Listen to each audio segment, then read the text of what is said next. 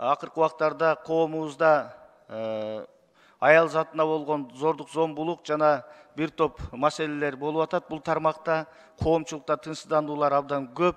Мен кече ички иштер министри Улан Ниязбековго дагы айттым.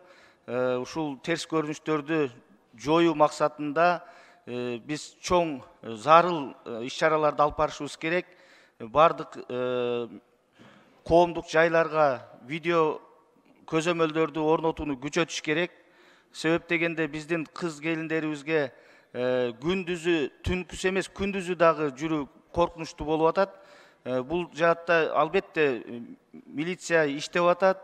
Мына тилекке каршы 3 ымыркайды энелери төрөп таштап кетип, бирок ошонун үчөөнү тең табышты.